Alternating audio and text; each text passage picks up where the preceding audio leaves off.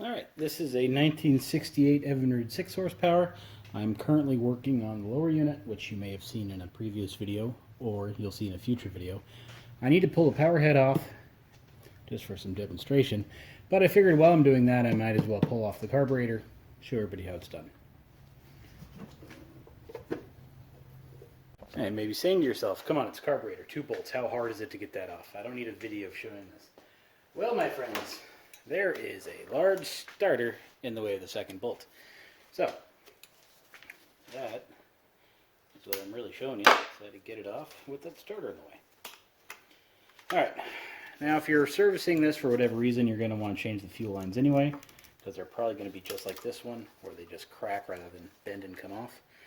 So, what you want to do is just cut it, make life easy on you. Obviously I'm not cutting it because I don't feel like going and getting cutters, but destroying it off works just as well. Alright, as mentioned formerly, there is a starter in the way of our carburetor. So we are going to remove it. To do that, we need a 5/16 1/4-inch ratchet, or just a wrench if that's what you feel like using. Now we are missing some parts here. There should be a starter interlock, so when I pull the starter, if it's in, well, if the throttle's too high or if it's in gear, it'll lock out the starter so I can't start it. It's common to see those missing for some reason, so don't worry about it.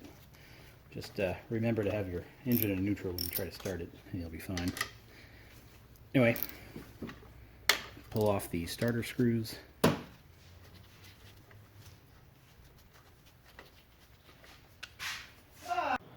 And naturally I forgot to remove the idle air adjust knob here, so let's go ahead and do that.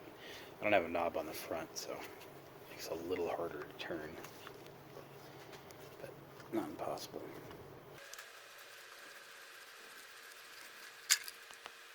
And there is the slow speed needle. Now for the carburetor, it's a little hard to see since the lighting is not really that good. You can see about the flash. Yeah, there you go. So there is a small little cotter pin here. Cotter pin's got to come out so we can get the choke knob off. Now the choke knob is obviously just plastic, so you don't want to just go prying away on this all willy-nilly. Take some care. Don't really want to break the choke knob, but that's not entirely that easy to do either. But not hard either, so just take some care. Alright, pin is out.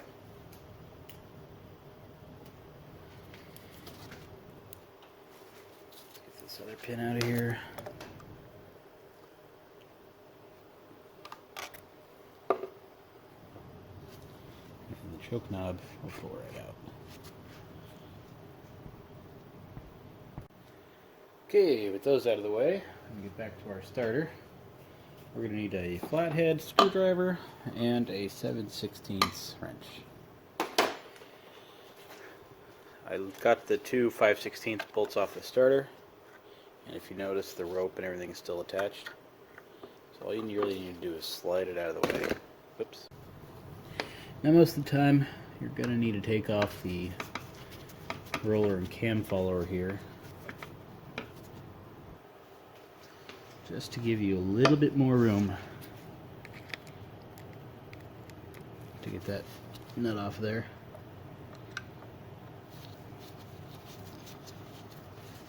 Want to be careful not to drop or lose the washer. That one, it's a little thicker than most everyday washers. So let's get that off of there. Now we should have much better access to this nut on this side. Move in here with our wrench. And loosen her up.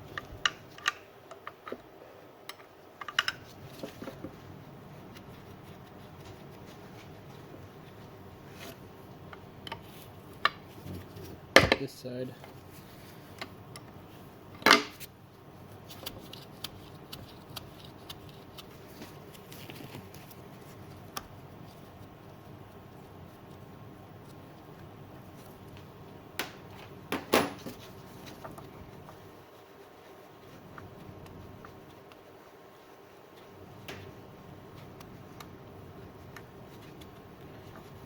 There's the nut.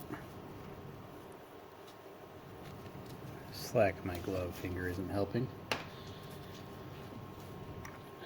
Slide the carburetor back, or the starter out of the way, and slide off the carburetor.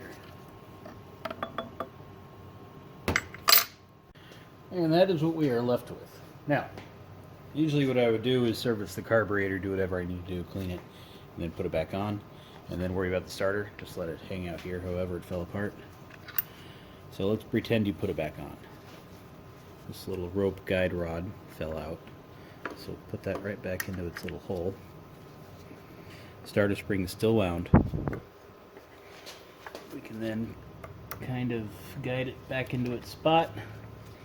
Guide our little rope guide back on, which is the only kind of tricky part here. There, it is now back where it needs to go, and we can reinstall our starter nuts.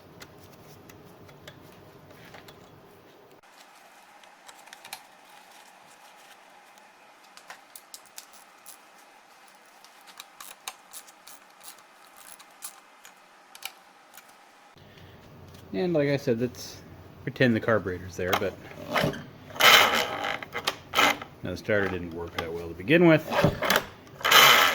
But that is basically all there is to it. Getting the carburetor on and off with the starter in the way. Alright, now back to what I was doing.